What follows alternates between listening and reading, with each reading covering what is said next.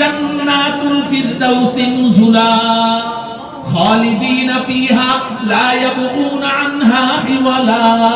আল্লাহ পাক বলছেন যে যারা ঈমান আনয়ন করবে, নেক আমল করবে, আল্লাহ পাক জান্নাতুল ফিরদাউসে তাদের এমন মেহমানদারি করবেন। আরে মেহমান তো বাড়িতে আসলে একদিন মেহমানদারি হয়, 2 দিন হয়, 3 দিনের দিন বাড়িওয়ালা বিরক্ত হয়ে যায়, চতুর্থ দিন কৌশলে তাকে বাড়ি থেকে বের করে দেয়। আল্লাহ পাক বলেন খালিদিনা ফিহা, আমি এমন মেহমানদারি করব, এমন মেহমানদারি করব যে আমি কোনদিন তাদেরকে সেই মেহমানদারি থেকে বের করে দেব। আল্লাহর মেহমান হয়ে আমরা সব জান্নাতের পথে চলছি, পরিপাটি হয়ে হঠাৎ করে একটা গুনাহ হয়ে গেল। একটা গুনাহ হয়ে গেল। গুনাহ হওয়া মানে হচ্ছে এই জান্নাতের পথ সিরাতে মুস্তাকিম থেকে পা ছিটকে, পা পিছলে আমি জাহান্নামের পথে গিয়ে পড়ে গেছি। নাউজুবিল্লাহ। গুনাহ মানে হচ্ছে জান্নাতের পথ থেকে তুমি ছিটকে পড়ে গেছো। এখন তুমি যদি বুদ্ধিমান হও তাহলে কি চিন্তা করবে যে জান্নাতের পথ থেকে ছিটকে পড়ে গেছি, আমি সকালে পড়েছি বিকালে উঠে দাঁড়াবো, এই চিন্তা করবে? না, সাথে সাথে দাঁড়াবে। এই সাথে সাথে দাঁড়ানোর উপায় হলো গুনাহ হয়েছে সাথে সাথে তওবা করবে। যদি তুমি তওবা করতে পারো, কিভাবে তওবা করতে হবে আমি বলে দিচ্ছি। এভাবে যদি তওবা করতে পারো, যত বড় গুনাহ করেছো, তুমি মদ পান করেছো, তুমি জিনা ব্যভিচার করেছো, তুমি ডাকাতি করেছো, চুরি করেছো, তুমি যেই গুনাহই করো না কেন, তুমি যদি এইভাবে তওবা করতে পারো, সাথে সাথে আল্লাহ পাক ফেরেশতাদের মাধ্যমে তোমাকে ধরে ওখান থেকে আবার সিরাতে মুস্তাকিমের উপরে উনি দাঁড় করিয়ে দেবে। তওবা 4 জিনিসের নাম। কয় জিনিসের নাম? মনে রাখবেন। 1 নাম্বার হলো যেই গুনাহটা হয়ে গেছে এই গুনাহটা সাথে সাথে ছেড়ে দিতে হবে। গুনাহ সাথে সাথে কি করতে হবে? তার হাতে হলো মদের বোতল, মদ পান করছে আর বলছে আস্তাগফিরুল্লাহ আস্তাগফিরুল্লাহ, এটা তওবা? হ্যাঁ, মদের বোতল কি করতে হবে? ফেলে দিতে হবে। গুনাহটা ছাড়তে হবে, 1 নাম্বার। 2 নাম্বার, ভবিষ্যতে আমি আর কোনোদিন এই গুনাহটা করব না, এই মর্মে আল্লাহর সাথে ওয়াদা করতে হবে যে আল্লাহ এই গুনাহটা আমি আর করব না। 3 নাম্বার, এই গুনাহের উপরে অনুশোচনা করতে হবে, অনুতাপ, অনুশোচনা, আফসোস করতে হবে যে হায় রে, আমি একটা আশরাফুল মাখলুকাত, আল্লাহ আমাকে এত আদর করে সর্বশ্রেষ্ঠ মাখলুক ফেরেশতাদের উপরে আমাকে মর্যাদা দিয়েছেন, আমি আল্লাহর এই নাফরমানিটা করলাম, আমি তো শেষ হয়ে গেলাম, আফসোস করতে হবে। এরপরে আল্লাহ পাকের কাছে ক্ষমা চাইতে হবে, চোখের পানি ফেলে দিয়ে আল্লাহ আপনি আমাকে মাফ করে দেন। কয়টা শর্ত?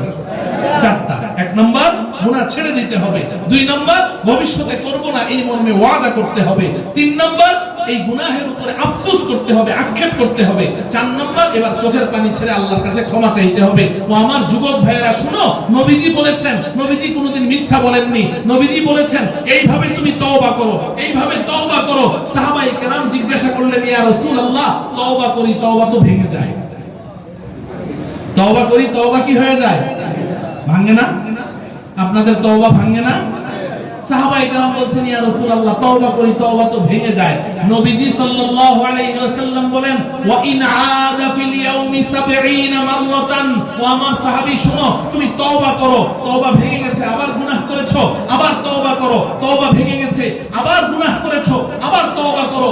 যদি দিনে 70 বার তুমি তওবা করেছো, 70 বার আবার তওবা ভেঙেছো, আল্লাহ পাক 70 বার তোমার গুনাহ maaf করে দিবেন। 70 বার তোমাকে মাফ করে দিবেন। আমার যুবক ভাইয়েরা, তাহলে আসুন আমরা তওবার জীবন যাপন করি। গুনাহ তো হবেই, মানুষই তো গুনাহ করে, ফেরেশতারা গুনাহ করে না। গুনাহ হয়ে গেলে সাথে সাথে তওবা করব, পারবো তো ইনশাআল্লাহ। আর যদি তুমি বলো যে আমি বুড়া হলে বুজুর্গ হব, তাহলে শেষ লাইনটা আমি বলে দেই, ওয়াক্তে পীরি গরগে জালেম মিশাওয়াদ পরহেজগার। আরে যুবক, তুমি বুড়া হলে বুজুর্গ হবে, অপেক্ষায় আছো? আরে বুড়া হইলে জঙ্গলের সবচেয়ে জালেম অত্যাচারী প্রাণী সিংহ, ও তো বুজুর্গ হয়ে যায়। সিংহ বুড়া হইলে কি হয়ে যায়? বুজুর্গ হয়ে যায়। সিংহ এত বড় জালেম, এত বড় অত্যাচারী, ওর সামনে দিয়ে কোনো প্রাণী যেতে পারবে না, প্রত্যাখ্যান করেছে। এভাবে সমস্ত গুনাহকে প্রত্যাখ্যান করার মতো সংযম এবং ধৈর্য আমার যুবক ভাইদেরকে আল্লাহ পাক দান করেন। সাল্লাল্লাহু তাআলা আলা সাইয়্যিদিনা মুহাম্মদ ওয়া আলা আলিহি ওয়া আসহাবিহি আজমাইন। আসসালামু আলাইকুম ওয়া রাহমাতুল্লাহি ওয়া বারাকাতুহু।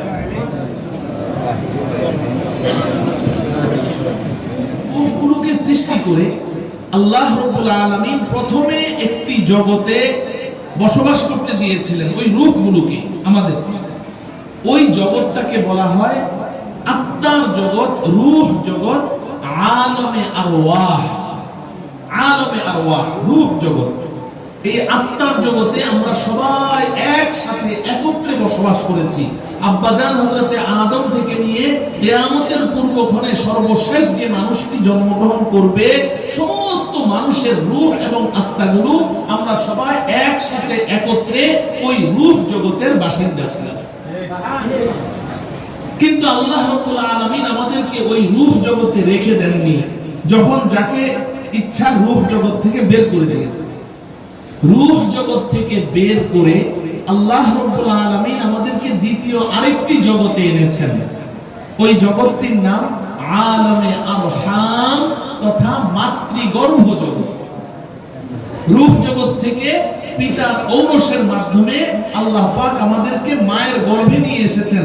মাতৃগর্ভ এটা আরেকটা জগৎ, এটাকে আলমে আরহাম বলা, মাতৃগর্ভ জগৎ। ওই জগতেও আমরা কিছুদিন বসবাস করেছি, যদিও স্বল্প সময়। এরপর আল্লাহ রাব্বুল আলামিন আমাদেরকে ওই জগতেও তো থাকতে দিলেন না, ওই জগৎ থেকেও বের করে দিলেন। মাতৃগর্ভ জগৎ থেকে বের করে আল্লাহ রাব্বুল আলামিন আমাদেরকে 3 নম্বর আরেকটি জগতে নিয়ে এসেছেন। এই জগৎটির নাম হচ্ছে আলমে দুনিয়া তথা দুনিয়ার জগৎ। বর্তমান আমরা এই জগতের বাসিন্দা। কিন্তু আমার প্রিয় ভাইরা, আমরা সবাই এই কথা স্বীকার করি, যারা আল্লাহকে স্বীকার করে না তারাও স্বীকার করে যে পেছনের ওই দুইটি জগতে যেভাবে আল্লাহ পাক আমাদেরকে থাকতে দেননি, এই 3 নম্বর জগৎটিতেও আল্লাহ পাক আমাদেরকে থাকতে দিবেন কি? এই পর্যন্ত দিয়েছেন? পৃথিবীর সবচেয়ে ভালো মানুষ যিনি ছিলেন তাকে কি থাকতে দিয়েছেন? আমাদের নবীজি হযরত মুহাম্মদ মুস্তাফা সাল্লাল্লাহু আলাইহি ওয়াসাল্লাম। পৃথিবীর সবচেয়ে খারাপ মানুষ ফেরাউন, তাকেও কি থাকতে দেওয়া হয়েছে? না। ভালো হলেও থাকা যাবে না, খারাপ হলেও থাকা যাবে না, আস্তিক হলেও থাকা যাবে না, নাস্তিক হলেও থাকা যাবে না। মোট কথা হলো এই 3 নম্বর জগতেও আল্লাহ পাক আমাদেরকে রাখবেন না, একদিন এখান থেকেও বের করে নিয়ে যাবেন। প্রশ্ন হলো এখান থেকে বের করে কোথায় নিয়ে যাবেন? এখান থেকে বের করে আল্লাহ রাব্বুল আলামিন আমাদেরকে চতুর্থ আরেকটি জগতে নিয়ে যাবেন। ওই জগৎটির নাম আলমে বারজাখ তথা কবর জগৎ। কবর জগতে নিয়ে যাবেন। কিন্তু ওই কবর জগতই আমাদের শেষ ঠিকানা নয়, ওখান থেকে আল্লাহ পাক একদিন বের করে দিবেন। ওয়া ইদাল কুবুরু বুসিরাত, কবরগুলো সব বিদীর্ণ হয়ে যাবে। জমিনের নিচে যত কবর আছে সব বিদীর্ণ হয়ে মুর্দারগুলো, লাশগুলো সব বের হয়ে আসবে। বের হওয়ার পরে ওখান থেকে তারা দৌড়াতে থাকবে। আল্লাহ রাব্বুল আলামিন কিয়ামত কায়েম করবেন এবং ইসরাফিল আলাইহিস সালাতু ওয়াস সালাম সিংহায় ফু দিবেন। ইসরাফিল আলাইহিস সালামের যে সিংহা, এই সিংহাটা কত বড় জানেন? এই সিংহার মধ্যে আপনার 7টি ছিদ্রি থাকা হচ্ছে আলমে মাহশর তথা হাসর জগৎ, হাসরের ময়দান। আমার প্রিয় ভাইরা, এই যে পঞ্চম জগৎ হবে হাসর জগৎ, এটা হবে সর্বশেষ ঘাঁটি, সর্বশেষ প্ল্যাটফর্ম, সর্বশেষ স্টেশন, সর্বশেষ যাত্রী ছাউনি। বলুন তো, প্ল্যাটফর্মের নিচে মানুষ কি সারা জীবন থাকার জন্য যায়? যাত্রী ছাউনির নিচে মানুষ সারা জীবন থাকার জন্য যায় না, তার গন্তব্যস্থল সামনে, এখানে সে অপেক্ষায় থাকে। আমরা সর্বপ্রথম ছিলাম রূহ জগতে, ওটা প্রথম স্টেশন ছিল। আল্লাহ ওখান থেকে বের করে নিয়ে আসলেন মাতৃগর্ভ জগতে, ওটা দ্বিতীয় নম্বর স্টেশন ছিল। এরপর নিয়ে আসলেন এই দুনিয়ার জগতে, এটা 3 নম্বর স্টেশন। এরপর নিয়ে যাবেন আলমে বারজাখ তথা কবর জগতে, ওটা 4 নম্বর স্টেশন। এরপর নিয়ে যাবেন হাসরের ময়দানে, ওটা হবে 5 নম্বর স্টেশন এবং সর্বশেষ স্টেশন। এরপরেই হচ্ছে আমাদের সবার আসল বাড়ি, আসল গন্তব্যস্থল, আমাদের আব্বা আম্মার বাড়ি, যার নাম হচ্ছে জান্নাত। আমাদের আসল বাড়ি কোথায়? বলেন কোথায়? জান্নাত। জান্নাত আমাদের আসল বাড়ি। যদিও আমরা কাউকে জিজ্ঞাসা করলে এখানেও, ভাই আপনার বাসা কোথায়? বলবে যে এই তো পল্লী বিদ্যুতের কাছে আমার বাসা। আসল বাড়ি কোথায়? বলে নোয়াখালী। আরেকজনকে জিজ্ঞাসা করি, ভাই আপনার আসল বাড়ি? ময়মনসিংহ। বাসার ঠিকানা জানতে চাইলে এখানকার একটা কাছের ঠিকানা বলবে, কিন্তু আসল বাড়ি কই জানতে চাইলে ময়মনসিংহ, কুমিল্লা, নোয়াখালী, চিটাগাং, সিলেট এমন বলে কি বলে না? কেন বলে? আপনি জিজ্ঞাসা করেন ভাই এখানে কি ভাড়া থাকেন, মানে এখানে তো আমি বাড়ি করেছি 3টা বাড়ি, তো ময়মনসিংহ কেন আসল বাড়ি? বলে ওটা আমার বাপ দাদার ভিটা বাড়ি। বাপ দাদার ভিটা বাড়ি যদি আসল বাড়ি হয়, ও মুসলমান, আমাদের আব্বা হযরতে আদম আলাইহিস সালামের বাড়ি তো জান্নাত, অতএব আমাদের আসল বাড়ি কোথায়? জান্নাত। কোরআনে কারীমে আল্লাহ রাব্বুল আলামিন পরিষ্কার বলেছেন, ওয়া তিলকাল জান্নাতুল্লাতী উরিসতুমুহা বিমা কুনতুম তা'মালুন। এই জান্নাতীরা, এই জান্নাতের বাড়িগুলো আমি আল্লাহ তোমাদেরকে পৈতৃক সম্পত্তি হিসেবে দিয়ে দিয়েছি। আল্লাহ পাক পৈতৃক সম্পত্তি বলেছেন জান্নাতের বাড়িকে। আমরা কি আমাদের সেই আসল বাড়ি, আমাদের বাপ দাদার ভিটা বাড়ি, সেই পৈতৃক সম্পত্তি জান্নাতের মালিক হতে চাই? কারা কারা মালিক হতে চাই? হে আল্লাহ, আপনি আমাদের সবাইকে অতি নিরাপদে, অতি সহজে আমাদের আসল বাড়ি জান্নাতে পৌঁছার তৌফিক দান করুন। আমার প্রিয় যুবক ভাইরা, এই জান্নাতে যাওয়ার পথে যে স্টেশনগুলো, যে ঘাটিগুলো পড়বে, তার মধ্যে সবচেয়ে বিপজ্জনক ঘাটির নাম হচ্ছে ময়দানে মাহশার, হাসরের ময়দান। হাসরের ময়দান এটা বড় ভয়ানক হবে, বড় বেদনাদায়ক হবে। হাসরের ময়দানের ভয়াবহতা এটা বর্ণনা করার মতো কোনো ক্ষমতা পৃথিবীর কোনো মানুষের নেই, কেউ বর্ণনা করতে পারবে না। এটা কত ভয়ানক হবে, কত বেদনাদায়ক হবে, কতটা যন্ত্রণাদায়ক হবে। আমার প্রিয় যুবক ভাইরা, হাসরের ময়দানের ভয়াবহতা বোঝাতে গিয়ে নবীজি সাল্লাল্লাহু আলাইহি ওয়াসাল্লাম বলেছেন, এই দুনিয়ার মানুষ শোনো, এই যে সূর্যটা দেখতে পাচ্ছ, জমিন থেকে এই সূর্যের দূরত্ব কত মাইল? 9,30,00,000 মাইল দূরে। জমিন থেকে সূর্যটা কত উপরে বলেন? 9,30,00,000 মাইল উপরে। এটা কল্পনা করা যাবে না, শুধু মুখে বলাই যাবে যে 9,30,00,000 মাইল কত দূর হতে পারে। বিজ্ঞানের কথায় এই যে 9,30,00,000 মাইল উপরের সূর্য, এই সূর্যের তাপ আমাদের সহ্য হয় না, বরদাস্ত করতে পারি না। এক এক সময় তাপ এত বেশি বেড়ে যায় যে ওই তাপেই মানুষ হার্ট স্ট্রোক করে, ব্রেন স্ট্রোক করে মারা যায়। আমি তো একবার পত্রিকায় পড়েছিলাম যে আমাদের পার্শ্ববর্তী কোন এক রাষ্ট্রের কোন একটি প্রদেশে এমন বেশি সূর্যের তাপ পড়েছে যে গাড়ির লুকিং গ্লাসগুলো মোমের মতো গলে গলে নিচে পড়ে গেছে। কি পরিমাণ তাপ! অথচ আছে কত উপরে বলেন? 9,30,00,000 মাইল উপর থেকে সূর্যের তাপ এত মারাত্মক। ও আমার প্রিয় ভাইয়েরা, হাসরের ময়দানে আমরা সব একসাথে থাকব, নারী পুরুষ সব একসাথে থাকবে, নারী পুরুষ সব একসাথে থাকবে। নবীজি সাল্লাল্লাহু আলাইহি ওয়াসাল্লাম একটি হাদিসের মধ্যে বলেছেন, হাসরের ময়দানে নারী পুরুষ একত্রে থাকবে, কারো শরীরে কোনো কাপড় থাকবে না, বিবস্ত্র অবস্থায় থাকবে। আম্মা জান হযরত আয়েশা সিদ্দিকা রাদিয়াল্লাহু তাআলা আনহা নবীজির এই কথা শুনে ভয়ে লজ্জায় থরথর করে কাঁপতে শুরু করলেন। ইয়া রাসূলুল্লাহ, আপনি কি বলছেন? নারী পুরুষ সব একসাথে থাকবে? হ্যাঁ আয়েশা, একসাথে থাকবে। কারো শরীরে কোনো কাপড় চোপড় থাকবে না? না আয়েশা, কারো শরীরে কোনো কাপড় চোপড় থাকবে না। আম্মা জান হযরত আয়েশা বলছেন, ইয়া রাসূলুল্লাহ, কি লজ্জার কথা! তাহলে কি একজন আরেকজনের দিকে তাকাবে না? একজন আরেকজনকে দেখে ফেলবে না? রাসূলুল্লাহ সাল্লাল্লাহু আলাইহি ওয়াসাল্লাম বলেন, ও আমার প্রিয় যুবক ভাই, ও আমার প্রিয় যুবতী বোনেরা, নবীজি বলছেন, না আয়েশা, না, ওই দিন কেউ কারো দিকে তাকাবে না, কারণ ওই দিনটা এতটা যন্ত্রণা, এতটা বেদনা, এতটা পেরেশানির হবে, সবাই তো নিজেকে নিয়ে ব্যস্ত থাকবে, অন্যের দিকে তাকানোর কোনো চিন্তাও করতে পারবে না। অন্যের দিকে তাকানোর কোনো চিন্তা করতে পারবে না, এতটা যন্ত্রণার হবে।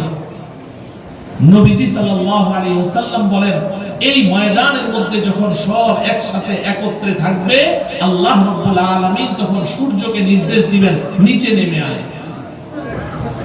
সূর্যকে বলবেন, নিচে নাম। হাসরের ময়দান অন্য কোথাও হবে না, এই দুনিয়াতেই হবে। হাদিস শরীফের মধ্যে এসেছে, আরাফার ময়দানটাই হাসরের ময়দান হবে। আরাফার ময়দান, হাজী সাহেবরা হজ করতে যান না, আরাফার ময়দানে সবাই একত্রিত হন। আল হাজ্জু আল আরাফা, আরাফাই হজ নবীজি বলেছেন। তো বলবেন যে এতটুকু ময়দানে এত মানুষ ধরবে কেমনে? আল্লাহ রাব্বুল আলামিন ফেরেশতাদেরকে হুকুম করবেন আরাফার ময়দানের চারদিকে তারা এরকম কড়া দিয়ে শিকল দিয়ে আরাফার ময়দানটাকে বাঁধবে, বেঁধে করে টানা শুরু করবে।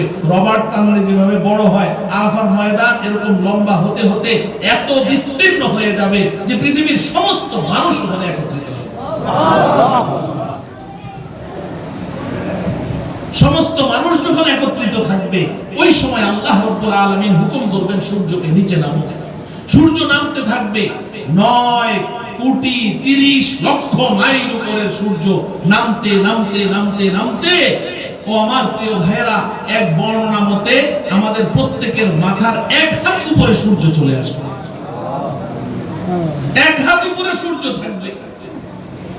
এবার কল্পনা করুন তো সূর্যের তাপ কি পরিমাণ আমাদের উপরে পড়বে, আমাদের অবস্থাটা কি? নবীজি সাল্লাল্লাহু আলাইহি ওয়াসাল্লাম ইরশাদ করেন যে সূর্যের তাপে মানুষের মাথার ভেতরের মগজগুলো উত্রানো ভাতের মতো এভাবে টকবক করতে থাকবে। শরীর থেকে দুর্গন্ধময় ঘাম ঝরতে থাকবে, পুঁজ ঝরতে থাকবে, রক্ত ঝরতে থাকবে। এই ঘাম, পুঁজ আর রক্তের সাগর বয়ে যাবে। এই সাগরের মধ্যে গুনাহগার মানুষগুলো হাবুডুবু খেতে থাকবে। যার যে পরিমাণ গুনাহ, ওই সাগরের মধ্যে কারো হাঁটু পরিমাণ, কারো কোমর পরিমাণ, কারো বুক পরিমাণ। আর কেউ তো এভাবে ওই সাগরের মধ্যে ডুবতে থাকবে। পচা, গান্ডা, দুর্গন্ধময় পুঁজ, রক্ত আর ঘামগুলো গিলতে থাকবে আর বমি করতে থাকবে। মাথা উঠাবে তো উপরে সূর্য, আর ডুব দিবে তো এই পচা গান্ডা সাগরের ভিতরে। এই ভয়াবহ পরিস্থিতি, এটা কত প্রলম্বিত হবে, কতটা দীর্ঘ হবে, পৃথিবীর কেউ বলতে পারে না। আল্লাহ রাব্বুল আলামিন আমাদেরকে একটু ধারণা দিয়েছেন, একটু ধারণা দিয়েছেন। 50,000 সানাতিন মিম্মা তাউদ্দুন। কোরআনে কারীমে আল্লাহ পাক বলেন, এই দুনিয়ার মানুষ, দুনিয়াতে তোমরা যে বছর গণনা করো, তোমরা 50,000 বছর দুনিয়ার হিসাব করো। এই দুনিয়ার 50,000 বছর যত লম্বা, হাসরের ময়দানের মাত্র একটি দিন হবে এত লম্বা। আমার প্রিয় যুবক ভাইয়েরা, এই যে একটা ভয়াবহ পরিস্থিতি, বেদনাদায়ক, যন্ত্রণাদায়ক একটা পরিস্থিতি, একটা সময়, ওই সময়ে নবীজি সাল্লাল্লাহু আলাইহি ওয়াসাল্লাম আমাদের যুবক ভাই বোনদের জন্য একটা শুভ সংবাদ দিয়েছেন। আমি ওই শুভ সংবাদটুকুই শুধু আপনাদেরকে শোনাতে চাই, এবং ওই উদ্দেশ্যেই আমি বুখারী শরীফের একটি লম্বা হাদিস আপনাদের সম্মুখে পাঠ করেছি। পঠিত হাদিসে রাসূলুল্লাহ সাল্লাল্লাহু আলাইহি ওয়াসাল্লাম ইরশাদ করেন, قال رسول الله صلى الله عليه وسلم سبعة يظلهم الله في ظله يوم لا ظل إلا ظله الإمام العادل وشاب نشأ في عبادة ربه ورجل قلبه معلق في المساجد ورجلان تحابا في الله اجتمعا عليه وتفرقا عليه ورجل دعته امرأة ذات منصب وجمال فقال إني أخاف الله ورجل أنفق في سبيل الله حتى لا تعلم شماله ما تنفق يمينه ورجل ذكر الله خاليا ففاضت عيناه أو كما قال رسول الله صلى الله عليه وسلم নবীজি সাল্লাল্লাহু আলাইহি ওয়াসাল্লাম ইরশাদ করেন, এই হাসরের ময়দানে এই যে ভয়াবহ একটা পরিস্থিতি বিরাজ করবে, ওই সময় সূর্যের এই যে তাপ, সূর্যের যে আলো, এই সূর্যের তাপ ছাড়া হাসরের ময়দানে কোথাও কোনো ছায়ার ব্যবস্থা থাকবে না, কোনো ছায়া থাকবে না। সূর্যের তাপ পুরোটাকে ঘিরে রাখবে, তবে একটা ছায়া থাকবে, সেটা হলো আল্লাহ রাব্বুল আলামিনের আরশে আজিমের ছায়া। আল্লাহর আরশের ছায়া থাকবে একমাত্র, আর পুরোটাই সূর্যের তাপের নিচে থাকবে। নবীজি সাল্লাল্লাহু আলাইহি ওয়াসাল্লাম বলেন, 7 শ্রেণীর মানুষকে, 7টি বৈশিষ্ট্যমণ্ডিত মানুষদের, 7টি গুণে গুণান্বিত মানুষদেরকে আল্লাহ রাব্বুল আলামিন ওই ভয়াবহ পরিস্থিতিতে হাসরের ময়দানে এক মুহূর্তের জন্য সূর্যের তাপের নিচে কোনো কষ্ট না দিয়ে তাদেরকে স্পেশাল গেস্ট বানিয়ে আল্লাহ পাক আরশের ছায়ার নিচে আশ্রয় দিয়ে দেন। কোনো কষ্ট দিবেন না, সূর্যের তাপের নিচে কষ্ট দিবেন না, আরশের ছায়ার নিচে আশ্রয় দিবেন। আমি আজকের এই ভরা মাহফিলে জানতে চাই, আমরা ওই দিন কারা কারা আল্লাহ পাকের আরশের ছায়ার নিচে আশ্রয় চাই। হে আল্লাহ, আপনি আমাদের সবাইকে আরশে আজিমের ছায়ার নিচে আশ্রয় পাওয়ার তৌফিক দান করেন। 7 শ্রেণীর মানুষের কথা বলেছেন নবীজি। আমি তাদের মধ্য থেকে শুধু এক শ্রেণীর কথা আলোচনা করব, কারণ লম্বা আলোচনা করার তো এখানে সুযোগ নেই, অনেক ওলামায়ে কেরাম। আর আপনাদের প্রিয় সুলতানুল ওয়াইজিন আইয়ুবী সাহেব তো আছেনই। নবীজি সাল্লাল্লাহু আলাইহি ওয়াসাল্লাম 2 নম্বরে বলেছেন, শাবুন নাশাআ ফি ইবাদাতি রাব্বিহি। শাবুন আরবি শব্দ, শাবুন শব্দের অর্থ যুবক। 2 নম্বরে নবীজি যুবকদের কথা বলেছেন। আলহামদুলিল্লাহ বলেন। যুবকদের কথা বলেছেন। নবীজি বলেন, ওই যুবক যে তার যৌবন কালটুকু আল্লাহ পাকের ইবাদত বন্দেগীতে কাটিয়ে দিয়েছে। সুবহানাল্লাহ। ওয়াশাবুন নাশাআ ফি ইবাদাতি রাব্বি, যেই যুবক তার যৌবন কালটা আল্লাহ পাকের ইবাদত বন্দেগীতে কাটিয়েছে, আল্লাহ রাব্বুল আলামিন ওই যুবককে আরশে আজিমের স্পেশাল মেহমান বানিয়ে ছায়ার নিচে আশ্রয় দিয়ে দেন। প্রশ্ন জাগে, একজন মানুষের জীবনে মৌলিকভাবে 3টি স্তর পার করতে হয়। জন্মের পর থেকে যৌবনের আগ পর্যন্ত বাল্যকাল, এরপরে যৌবনকাল, এরপরে যদি আল্লাহ পাক তার হায়াতকে আরো লম্বা করে দেন তাহলে বৃদ্ধকাল। এই বাল্যকাল, যৌবনকাল আর বৃদ্ধকাল, এই 3টি কাল তার পার করতে হয় দুনিয়াতে। নবীজি সাল্লাল্লাহু আলাইহি ওয়াসাল্লাম বাল্যকালের কথাও বলেননি, বৃদ্ধকালের কথাও বলেননি। নবীজি বলেছেন কোন কালের কথা? কোন কালের কথা? যৌবনকালের কথা। প্রশ্ন জাগে, কেন? আমার যুবক ভাইয়েরা বুঝেন, বাল্যকাল খেলাধুলার বয়স।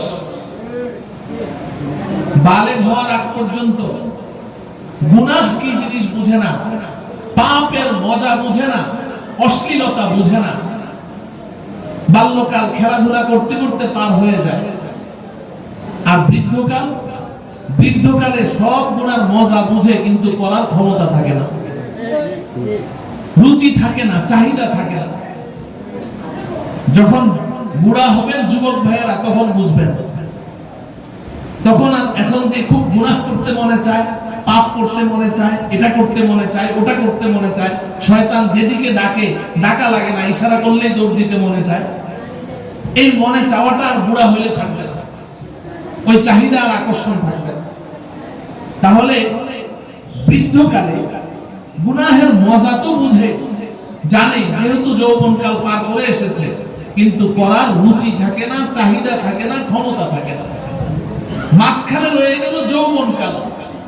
এই যৌবনকালটা আমাদের প্রত্যেকের জীবনের সবচেয়ে গুরুত্বপূর্ণ একটা সময়, ক্রিম সময়, একেবারে ইম্পর্টেন্ট একটা পার্ট। এই যৌবনকাল, এই সময়ে আল্লাহ রাব্বুল আলামিন আমাদের দেহের মধ্যে এমন শক্তি দান করেছেন, এমন চাহিদা দান করেছেন, যে কোনো গুনাহ করতে মনে চায়, গুনাহের প্রতি সর্বোচ্চ আকর্ষণ এই যৌবনকালে আল্লাহ সৃষ্টি করে দিয়েছেন। এবং গুনাহ আর পাপ করতে চাইলে তুমি কোন গুনাহ করতে চাও, ও আমার যুবক ভাই, ও আমার যুবতী বোন, তুমি কোন গুনাহটা করতে চাও? যেই গুনাহই করতে চাও, ওই গুনাহের জন্য যত উপকরণ এবং আসবাবের প্রয়োজন সেগুলো আল্লাহই সৃষ্টি করে রেখেছেন। সূরা আলে ইমরানের মধ্যে আল্লাহ রাব্বুল আলামিন বলেন, যুয়্যিনা লিন-নাস হুব্বুশ শাহাওয়াত মিনান নিসাই ওয়াল বানিনা ওয়াল কানাতিরিল মুকাদ্দারাতি মিনাদ যাহাবি ওয়াল ফিদ্দাতি ওয়াল খাইলিল মুসাওওয়ামাতি মিনাল আনআমি ওয়াল হারথ যালিকা মাতাউল হায়াতিদ দুনিয়া আল্লাহু ইনদাহু হুসনুল মাআব। আল্লাহ পাক বলেন, এই দুনিয়াটাকে গুনাহের যত সরঞ্জামাদি আছে, তুমি মদ পান করতে চাও, এখন তো ওই যে আপনার কি বলে চাউলের দোকানেও মদ পাওয়া যায়, চাউলের দোকানেও মদ পাওয়া যায়। তুমি কি চাও? সমস্ত গুনাহের উপকরণ তোমার কাছে আছে। ও আমার প্রিয় যুবক ভাইয়েরা, যখন আমরা ছোট ছিলাম তখন গুনাহের কল্পনা যে অন্তরে আসেনি তা না, গুনাহের কল্পনা অন্তরে এসেছে, কিন্তু গুনাহ করার সাহস পাইনি। কারণ কি? বাবার ভয়, বড় ভাইয়ের ভয়, চাচার ভয়, মুরব্বির ভয়, শিক্ষকের ভয়, শুধু তাও যদি না হয় মানুষের ভয়, ভয়ে গুনাহ করতাম না। ও আমার প্রিয় যুবক ভাই, তুমি মনে কষ্ট নিও না। বর্তমান কি এসব ভয় আছে? বাবাকে ভয় পায়, উস্তাদকে ভয় পায়, চাচাকে ভয় পায়, বড় ভাইকে ভয় পায়, দেবকে আর কাউকে ভয় পায় না। এখন আর কোনো বাধা নেই, কেউ তোমাকে বাধা দিতে পারবে না। তুমি যদি গুনাহ করতে চাও, তুমি যে কোনো জায়গায় যে কোনো সময় তুমি গুনাহ করতে পারো, কেউ তোমাকে বাধা দিতে সাহস পায় না। বাধা দিলে উল্টা আবার তার বিরুদ্ধে মামলা হয়ে যায়। কেউ তো বাধা দেয় না, গুনাহ করতে কোনো বাধা নেই। আবার আমাদের ছোটবেলায় সিনেমা হলের কথা শুনেছি। আলহামদুলিল্লাহ, আল্লাহ পাক আমাদেরকে এমন পরিবেশ, এমন পরিবারে পাঠিয়েছে যে এগুলো কল্পনা করতেও ভয় লাগতো। টেলিভিশন, আমার আব্বাজান বাংলাদেশ সেনাবাহিনীর ধর্মীয় শিক্ষক ছিলেন। ক্যান্টনমেন্টে সেনাবাহিনীদের সাথে আমাদের জীবনের ম্যাক্সিমাম সময়টা কেটেছে। ক্যান্টনমেন্টে তো অডিটোরিয়াম থাকে, সিনেমা হল থাকে, আবার আপনার ওই টেলিভিশনের জন্য আলাদা রুম থাকে। ওই টেলিভিশনের মধ্যে বিনোদন কক্ষ, ওখানে আর্মিরা, নারী পুরুষ সবাই ওখানে টেলিভিশন দেখে। আমাদের তো ওই ঘরের মানে কাছে ধারে যাওয়াও, ওদিক দিয়ে ঘোরাও আমাদের জন্য নিষেধ ছিল। চাবুক দিয়ে পিটাতেন আব্বাজান, চাবুক দিয়ে, ব্যাট দিয়ে। তো ওই সময় যদি কেউ কোনো টেলিভিশন দেখতে চাইতো, তাও তার আগে থেকে পরিকল্পনা করা লাগতো, অমুক দিন অমুক বাসায় গিয়ে টেলিভিশন দেখবো, নাটক আছে, খেলা আছে, অমুক জায়গায় গিয়ে দেখতে হবে। কিংবা যদি সিনেমা দেখার চিন্তা করতো, তাহলে তো সব জেলায়ও সিনেমা হল ছিল না, এক জেলা থেকে আরেক জেলায় গিয়ে সফর করে গিয়ে সিনেমা দেখা লাগতো। কিংবা সার্কাস এসেছে, ওটা দেখার জন্য পয়সা, আবার পয়সার মাসআলা আছে। আপনি যে সিনেমা দেখবেন, পয়সা পাবেন কোথায়? ওটা আবার বাবার পকেট থেকে অথবা মায়ের ঝুলি থেকে চুরি করা লাগতো। কত প্রস্তুতি নিয়ে তারপর একটা গুনাহ করতে হতো। আরে এখন তো ওই সিনেমা হল, টেলিভিশন, এগুলা কিন্তু কবেই পিছনে ফেলে দিয়েছে। এবং এগুলার চেয়েও আরো শত শত গুণ কঠিন অশ্লীলতা প্রত্যেকটা যুবকের পকেটে পকেটেই আছে। এখন আর কোথাও যেতে হয় না, কোনো পরিকল্পনা করতে হয় না, যখন খুশি তখনই ওই গুনাহ করা যায়। বাথরুমে বসে করা যায়, নিজের রুমে বসে করা যায়। এমনকি এখন তো মসজিদে বসে বসেও যুবকরা মোবাইল টিপতে থাকে সব জায়গায়। নবীজি সাল্লাল্লাহু আলাইহি ওয়াসাল্লাম কিয়ামতের আলামত ঘোষণা করেছেন, কিয়ামতের পূর্বে মসজিদের ভেতরে নর্তকী নাচানো হবে। নাউজুবিল্লাহ বলেন। নবীজি বলেছেন কিয়ামতের আগে মসজিদের ভেতরে মানুষ নর্তকী কিনে এনে মসজিদের ভেতরে নাচাবে। এই হাদিসটা আমি পড়ে এর আগা মাথা কিছুই বুঝছিলাম না, যে মসজিদের মধ্যে আবার নর্তকী নাচায় কেমনে, এটা বুঝে আসে নাই। কিন্তু এখন যখন দেখি যে যুবকরা মসজিদের ভেতরে বসেও সিনেমা ছবি দেখে, তখন বুঝে আসতো নবীজি এটার কথাই বলেছে। ও আমার প্রিয় যুবক ভাই, এখন যদি তুমি কোনো গুনাহ করতে চাও, কোনো বাধা নেই। যেই গুনাহ করতে চাও হাতের মুঠের মধ্যে আছে, হাতের নাগালে আছে, এবং গুনাহের প্রতি যথেষ্ট পরিমাণ রুচি, চাহিদা, আকর্ষণ সব তোমার যৌবন সবকিছু আল্লাহ দিয়ে রেখেছেন। এখন তুমি যদি গুনাহ থেকে বাঁচতে চাও, কেউ তোমাকে ঠেকাতে পারবে না, কোনো প্রশাসন তোমাকে ঠেকাতে পারবে না। আরে আমরা যখন ছোট ছিলাম তখন প্রশাসনের নাম তিনটা জানতাম, আর্মি, পুলিশ আর বিডিআর। এখন কি তিনের মধ্যে সীমাবদ্ধ? প্রশাসন এখন তিনের মধ্যে সীমাবদ্ধ। এখন যে কত বাহিনী তার নামও আপনারা বলতে পারবেন না। পারবেন কি? এত বাহিনী হয়েছে। কিন্তু আগে তো 3 বাহিনী ছিল, এখন 30 বাহিনী হয়েছে। অপরাধ আগে বেশি হতো না, এখন বেশি হয়। তাহলে বোঝা গেল কোন বাহিনীও যুবকদেরকে অপরাধ থেকে ঠেকাতে, কেউ ঠেকাতে পারবে না। ও যুবক, এখন যদি তুমি গুনাহ থেকে বাঁচতে চাও, একমাত্র একটা জিনিসই তোমাকে ঠেকাতে পারে, সেটা হলো আল্লাহর ভয়। আল্লাহর ভয় যে যুবকের অন্তরে আছে, সেই শুধু অন্যায় থেকে ফিরবে। আল্লাহর ভয় ছাড়া কোনো কোনো উস্তাদ, কোনো শাসক, কোনো বাবা মা কেউ সন্তানকে, যুবককে গুনাহ থেকে ঠেকাতে পারে না। অতএব হে যুবক, তুমি যদি তোমার যৌবন কালটাকে গুনাহ মুক্ত রাখো, স্বচ্ছ পরিচ্ছন্ন পবিত্র রাখো, ইবাদত বندگির মধ্যে নিয়োজিত থাকো একমাত্র আল্লাহর ভয়ে, এই কারণে আল্লাহ বড় মেহেরবান, আল্লাহ বড় প্রতিদান দাতা, আল্লাহ রাব্বুল আলামিন এর পুরস্কার ঘোষণা করেছেন। হে যুবক, যখন তোর গুনাহ করার শক্তি ছিল, প্রচন্ড চাহিদা ছিল, ওই সময় তুই আমার ভয়ে গুনাহ থেকে বেঁচেছিলিস, যা তোকে আমি পুরস্কার দিলাম। হাসরের এই ভয়াবহ জায়গায় এক সেকেন্ড তোর গায়ে আমি রোদ্রের তাপ লাগতে দিব না, আমি তোকে আমার আরশে আজিমের মেহমান বানিয়ে দেব। তাকবীর, তাকবীর, আল্লাহু আকবার। আল কোরআনের আলো, ওরে ওরে আলো, হাদিসের আলো, ওরে ওরে আলো, তাকবীর, আল্লাহু আকবার। আল কোরআনের আলো, আল হাদিসের আলো না বলে আমরা বলবো কোরআন সুন্নাহর আলো। কি বলবো? কোরআন সুন্নাহর আলো। বলেন ঘরে ঘরে জালো, কোরআন সুন্নাহর আলো। আল হাদিসের আলো বলেন না, তাহলে আহলে হাদিসরা বলবে যে সব আহলে হাদিস হয়ে গেছে। বুঝে আসছে কথা? নবীজি হাদিস মানতে বলেন নাই, সুন্নাহ মানতে বলেছেন। এটা আরেকটা সাবজেক্ট। আজকে তো দৌড়ের উপরে আছি, আরেকবার আসবো ইনশাআল্লাহ, দাওয়াত না দিলেও চলে আসবো, এসে তারপরে ওই বিষয়ের উপরে আলোচনা করব। আজকে যুবকদেরকে দেখে আমার আলোচনা অন্যদিকে চলে গেছে। কোরআন সুন্নাহর আলো। কি বলবো? ঘরে ঘরে জালো, তাই না? হ্যাঁ। তো আমি যে কথা বলছিলাম আমার প্রিয় যুবক ভাই, এই যে কথাটা যে আপনাদেরকে বললাম না, শয়তান এখন আপনাদেরকে ওয়াসওয়াসা দিবে, বলবে যে আরে হুজুররা তো কত কথাই বলে, তুমি আগে তোমার যৌবনের মজাটা একটু চেখে নাও, এত তাড়াহুড়া কিসের?